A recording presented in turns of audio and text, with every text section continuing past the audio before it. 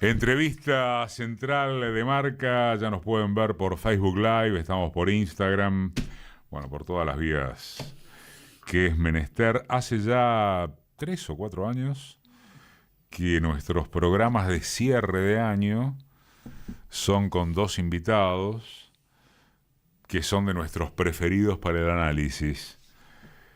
Beto Quevedo nos traicionó esta vez porque se fue a pasar las fiestas a su Uruguay natal, pero sí está Ricardo Aronskind, que es licenciado en Economía. No hace falta presentarlo a Aronskind en esta audiencia, magíster en Relaciones Internacionales por Flaxo, uno de los tipos, esto siempre me gusta resaltarlo, con el que podemos, por tanto, articular análisis político y análisis económico. Primero, gracias por estar. Segundo, Francia. Y tercero, a modo de balance, tenemos tiempo, y digo a modo de balance porque seguramente de las perspectivas vamos a hablar después, deberemos hablar. Vos, recorriendo 2025, ubicarías primero al gobierno en el sentido de cómo aplicó un ajuste brutal, de cómo se consolidó, de cómo quedó ratificado en las urnas, bueno, en fin. O, a la par o antes, ubicarías una oposición desmembrada, sin respuestas, que ayer coronó el año con una derrota que hasta se podría decir por paliza en el Senado. Bueno, buenos días. Bueno. Mira, yo creo esto. Es correlación de fuerzas. Entonces, uno tiene un gobierno que tiene unos respaldos internacionales y locales importantes, que de alguna forma trabaja con una herencia dejada por el macrismo en muchos sentidos culturales e ideológicos, y muy ayudado por una oposición que nos... Hay un gris ahí que son oficialistas vergonzantes más que opositores, y la oposición más seria, digamos, vinculada al kirchnerismo y la izquierda, que es ínfima, pero digamos ahí está la oposición con un kirchnerismo, peronismo no propositivo, no confrontativo en las calles, muy replegado hacia la acción parlamentaria, digamos, esperando, yo creo que ya llevan 2 años esperando que se tropiece el gobierno, que se tropezó varias veces y nadie lo empujó tampoco. Creo que el otro día en la movilización de la CGT, Barrio Nuevo dijo, no, si hacíamos una movilización en serio el gobierno se caía, digamos, lo cuidan mucho desde la supuesta oposición. Menciono Barrio Nuevo y digo, ¿Barrio Nuevo dónde lo pones? Es oficialismo. ¿Qué duda? La cantidad de gente que es oficialista es impresionante. No tendría que ser tan sorpresivo el asunto, porque piensan más o menos parecido. Hay matices. Yo pienso en las cuestiones sociales por ahí, ¿viste? Está el tema discapacidad, del Garrahan, entonces alguna cosa tienen que decir de eso, pero después el proyecto estratégico de fondo, hay mucha similitud, hay mayoría, diría yo, en la dirigencia. Ajá. Después para abajo hay mucha confusión, que se expresó entre otras cosas en la cantidad de gente que no fue a votar. Ahí hay algo que hay que estudiar, pensar. Hay gente que se quiere oponer y que no encuentra cauces importantes en el espacio de la política. Ahí yo creo que si hubiera una oferta opositora clara, que la pegara con el clima de este momento, podría tener un crecimiento muy importante, sorprendente. Porque, por otra parte, cabe recordar que tampoco ganaron 80-20, ganaron 40-35. además del componente de la gente que no fue a votar. ¿Por qué no se encuentra ese cauce? ¿Qué valor le das a que el peronismo no resuelve la interna, a las disputas personales? ¿Y qué valor le das, estamos con Ricardo Noskind, a que político-ideológicamente no se sabe qué es el peronismo hoy? Bueno, sí. Hay un problema, claro, por supuesto, es un problema eterno con el peronismo, que nunca se termina de saber. Preponderan sectores. En el ámbito electoral y de reformas moderadas se sabe un poco más qué es el peronismo. Lo que pasa es que esta es una situación más extrema y eso me parece que lo mata al peronismo, porque recién veía una pintada de la Cámpora que decía libertad Cristina y aumento salarios, ¿no? Y yo decía, pero aumento de salarios en este contexto tenés que cambiar todo para tener aumento de salarios. No es un problema de que está todo bien y mejoró los salarios, hay que cambiar todo. Y me parece que frente a eso el peronismo no tiene una idea de qué hacer. Mira, ocurrió este episodio ridículo del documento de 400 páginas que tendría el peronismo, que no tendría. Hubo una reunión de economistas con Cristina. Sí, que fue la foto a partir de la cual restringieron las visitas a Cristina. Absolutamente, a ella le costó, digamos, una restricción adicional. Y la verdad que no se sabe qué es el documento, no está disponible, no se saben los lineamientos, y eso es porque hay un nivel de confusión interna, donde los primeros síntomas que vi son síntomas muy del pasado, del tipo, vamos a chuparle la media a los sectores de poder, vamos a demostrar cuán ortodoxos y cuán ordenados y cuán prolijos y cuán macroeconomistas somos. ¿A quién le tenés que dar demostraciones de que vos sos sensato? ¿A esta gente que está apoyando a Milei?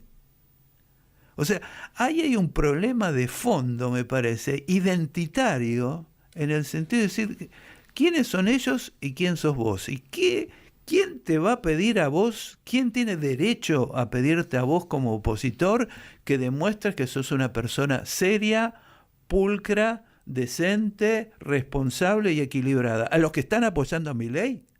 ¿Esa gente te viene a pedir a vos que demuestres que sos una persona sensata? Yo creo que ahí le hace falta una profunda terapia interna a la oposición que se quiere oponer, en el sentido de decir, reafirmémonos en lo que somos y tengamos claro qué tenemos enfrente. Y me parece que el episodio del documento muestra un peronismo que todavía le sigue atribuyendo a este poder económico que tenemos en la Argentina, irresponsable, diría vendido y vencido frente a la globalización, le estamos pidiendo autorización para ver si nos dejan gobernar sin voltearnos. Me parece que hay como problemas profundos que deberían revisarse, pero a nivel de la propia dirigencia.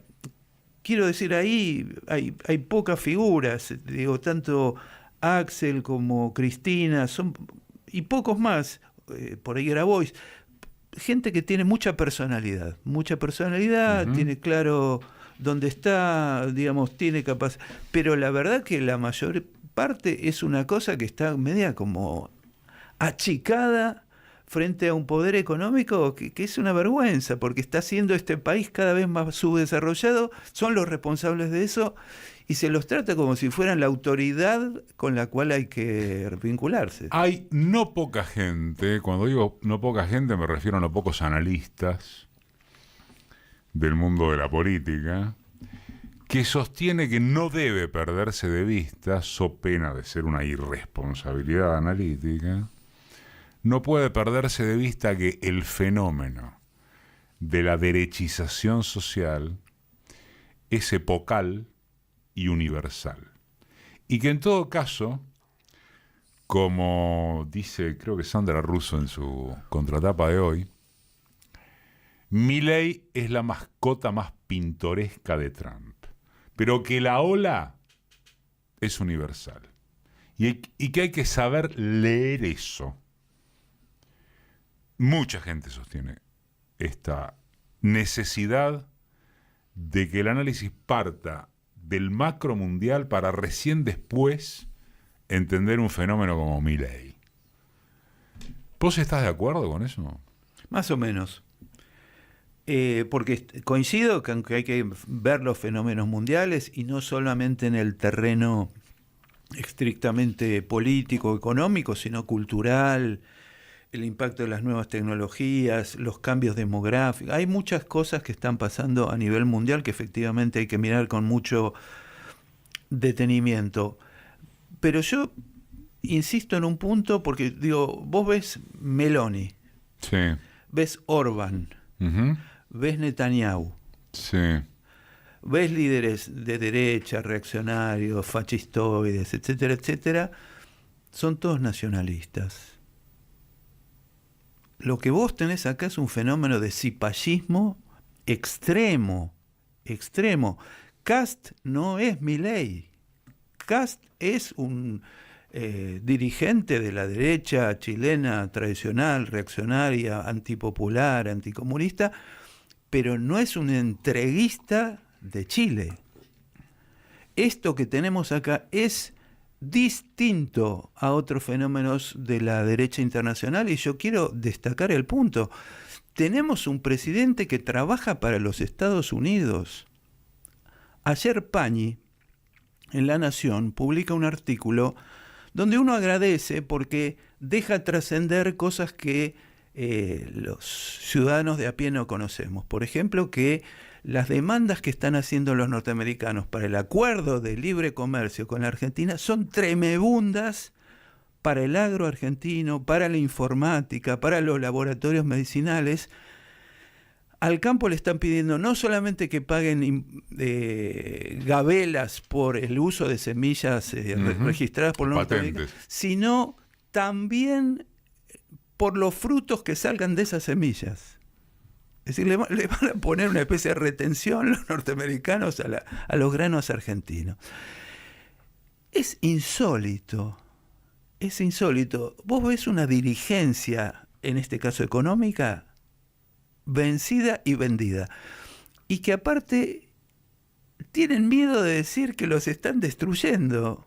Y votaron esto, y apoyaron esto, y están con este tipo. Es algo insólito.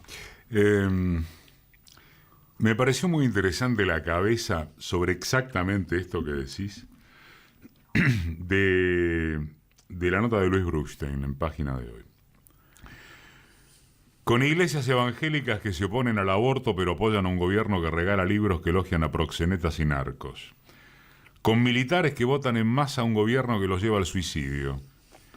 Con industriales que se entusiasman con el oficialismo que los lleva a la quiebra. Con jóvenes que se ilusionan con un cambio que les roba el futuro.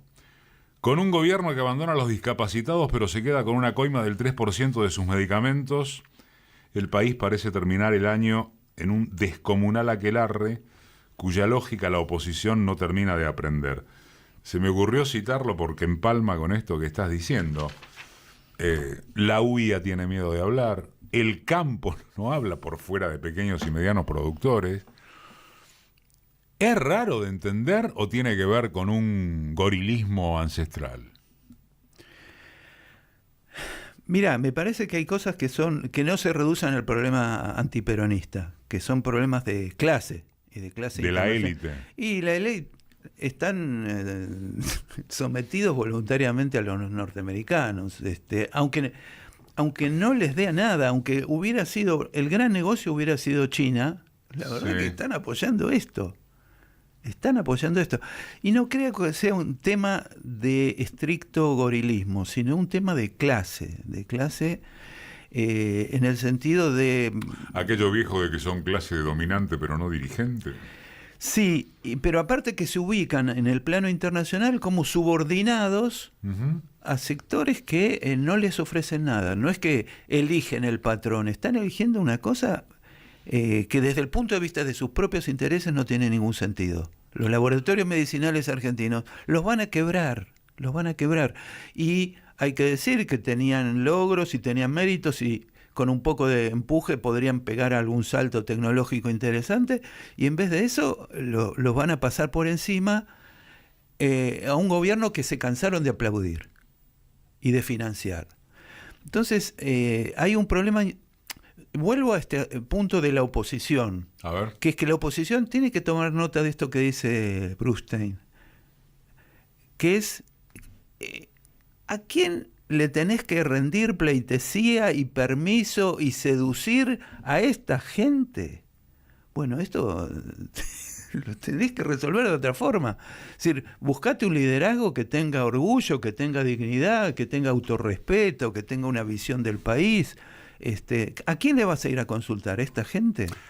¿La cabeza de la élite en ese sentido no funcionaría acaso en términos de... Sí, como sector me puede ir mal, pero finalmente me manejo en el terreno de la especulación financiera, voy a estar salvado y en algún momento, si esto quiebra, después se verá? ¿No será así como funcionan? Sí, y con los reaseguros de tener una masa muy importante de plata fuera del país. Todos están salvados, todos tienen recursos. En términos individuales. Digo, ¿no? En términos individuales tienen un paracaídas gigantesco, incluso para reiniciar actividades en el exterior. Para eso están los paraísos fiscales, para eso está la fuga de capitales.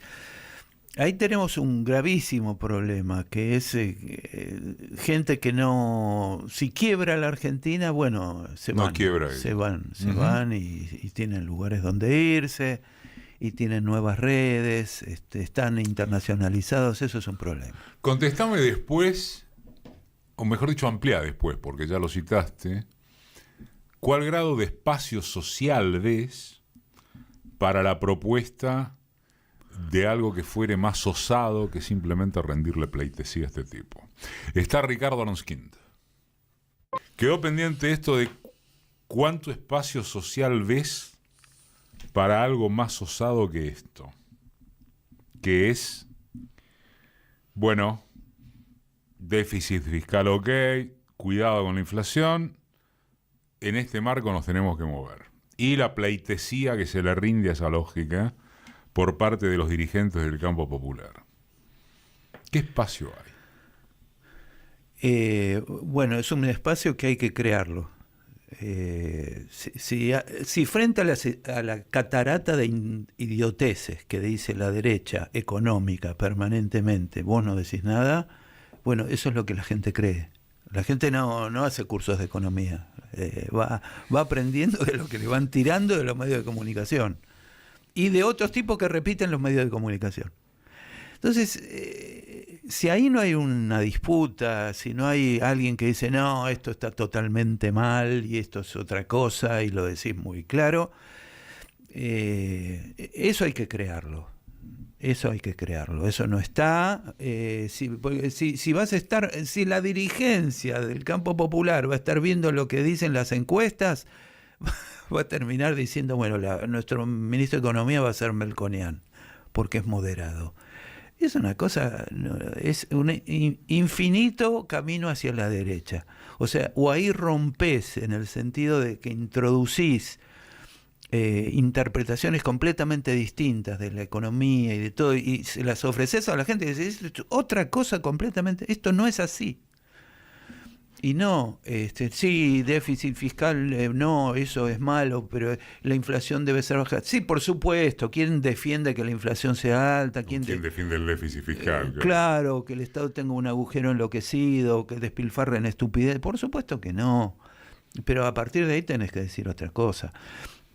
Con el mismo Producto Bruto que tiene la Argentina, vos podés tener una sociedad muy integrada, muy bien, sin carencias, protegida. Yo creo que el tema de la protección va a ser un tema que va a ir ¿De la protección social? De la protección social y en un sentido general, que haya vacunas, que haya seguridad en la calle, que haya Eso va a ir creciendo porque nos viene un año, como vos lo marcaste, malo económicamente, malo para los 2/3 de la población, viene un Pese año al crecimiento que se anuncia. Crecimiento que es puntual, que es en ciertos sectores, que no tiene nada que ver con el mercado interno, o sea, no hay expectativas de progreso o de reversión de esta caída de estos últimos 2 años para 2026. ¿No te parece que en el discurso opositor, además de la lucha semántica, faltan disparadores? ¿No será que faltan ejes? ¿No será que no se trata de una propuesta global? ¿No será que, tal como la derecha hace, fija temas con los cuales se redobla? En su momento fue la seguridad, hoy es la baja de la inflación. ¿Cuál es, más allá de que no existe una propuesta global de los sectores opositores, con el peronismo a la cabeza, cuál es el disparador? Bueno, en realidad... ¿O cuál sería? Hay que buscarlo en cada momento. Yo creo que el tema de lo que pasó con el Garrahan, Sí. que generó realmente un importante nivel de debate público y de sensibilidad que otros temas importantísimos también nos generan. Digo, núcleo eléctrica no genera lo que genera el Garrahan. Jubilados tampoco, Ricardo. Bueno, ahí hay problemas, pero lo que hay que estar viendo es cuáles son los temas que generan sensibilidad o que podrían generar sensibilidad. Por ejemplo, el presupuesto que salió ayer es un presupuesto con déficit. O sea, Milei tiene que destruir el financiamiento universitario y el financiamiento de la discapacidad. Sí. O lo mantiene y lo va a cubrir con otro ajuste, por otro lado. Hay que ver cómo lo maneja. Pero son puntos que hay que defender y profundizar y ir incorporando otras cuestiones. Digamos, llegamos a un nivel de conciencia bajísimo en la Argentina. El tema nacional no existe. La gente vive como si viviera en un barrio, no se da cuenta de la importancia de la ciencia y la tecnología, la defensa nacional, las grandes empresas que supimos construir y conseguir. Eso la gente no entiende un pepino. Ayer, por ejemplo, dentro de lo del presupuesto, lo destacaba Luis Pablo, ¿no? Y yo citaba una buena intervención que tuvo al respecto la senadora Corpacci, el tema del desfinanciamiento de la educación técnica. Claro. Estás hablando de, creo haber escuchado la cifra, de 1.900.000 personas que viven de ese sector en términos de formación artesanal, técnica. Sí. Bueno, acaban de dejarlo en cero, entre comillas o sin ella. Sí, sí. Bueno, va en línea con el perfil de país subdesarrollado que están prefigurando, con 4 o 5 actividades o financieras, rentísticas o extractivas, y se acabó. Se acabó. Eso se va a ir viendo con el tiempo. El tema es si logran cocinar al sapo o el sapo salta, ¿no? Ahí hay un tema, me parece a mí clave, que si la gente se da cuenta antes de que la están cocinando con un modelo hiper excluyente. ¿Podría pasar que no se dé cuenta, aunque esto suene ampuloso? Yo no me acuerdo si te había hecho esta pregunta, pero en cualquier caso vale reiterarla. Me refiero si no te lo había hecho en otra nota. ¿Vos crees que acá hay espacio para peruanizarse? La verdad que no lo sé. Sé que hay mucha gente que está en contra. Sé que parte del votante de La Libertad Avanza espera que vayamos para arriba y no para abajo. Y este va a ser otro año de ir para abajo. ¿Qué se le dice a ese votante? ¿Qué se le dice al tipo que se quedó en la casa? ¿Qué se le dice a nuestro propio espacio en el sentido de a dónde queremos ir? Ese decir está todavía por construirse, me parece a mí. Que no está dicho, no le podés hablar de los 12 años gloriosos, de eso hay que olvidarse Y hay que decir, nosotros frente a esto proponemos tal cosa, sacaríamos los fondos de acá, queremos hacer esto, el salario podría estar acá, vos podrías estar comprando esto o podrías estar haciendo tal cosa. Eso hay que decirlo con mucha precisión. La derecha nos lleva a una distancia kilométrica en materia de capacidad de sintetizar en frases tan estúpidas como fáciles las cosas que ellos quieren decir, y nosotros parece que estamos en una edad de piedra comunicacional que no puede ser, que hay que superar urgentemente. En algún momento, quien lidere el espacio opositor, básicamente estamos hablando del peronismo, más claro, básicamente estamos hablando de Axel Kicillof, que va a nacionalizar ya su campaña a partir de febrero. En algún momento quien lidere se va a tener que sentar con los factores de poder. Vos me podrás decir para ordenarles, para imponerle condiciones, no para rendirse, porque... ¿Y ahí qué estás viendo, qué presumís? Porque uno no dudaría de la capacidad de un tipo como el gobernador bonaerense, que es un productivista, que creo que tiene claro ese sentido programático, pero que, en términos de la correlación de fuerzas sociales, está asociado al kirchnerismo. Sí. ¿Cómo se resuelve esa simbiosis? Está asociado al kirchnerismo en su sentido de crítica negativa. Diría que a pesar de él. Sí. Mira, hay dos asociaciones distintas con el kirchnerismo. Una es la que propone Clarín, que si sos kirchnerista sos chorro, y sos delincuente, y sos no se sabe corrupto, y no se sabe qué. Esa es una que hay que rechazarla por todas las razones comprensibles. Pero está instalada. Pero yo creo que hay otra asociación que se puede hacer de Axel con el kirchnerismo que me parece que a él no le conviene, que es que el kirchnerismo centró en la figura de Cristina la solución de todos los problemas, ella va a resolver.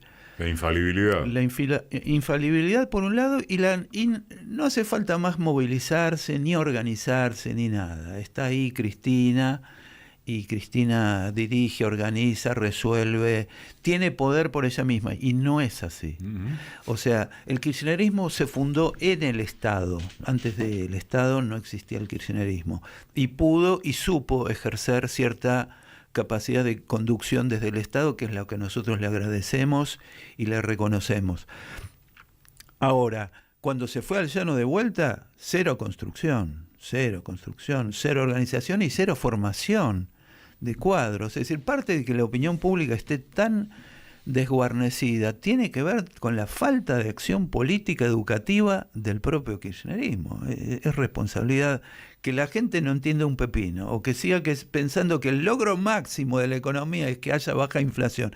Es responsabilidad de la oposición, no de la derecha. La derecha hizo el negocio, le metió eso en la cabeza a la gente está contenta con eso. Tenés que ser capaz de decir otra cosa. Tenés que poder decir otra cosa del cepo.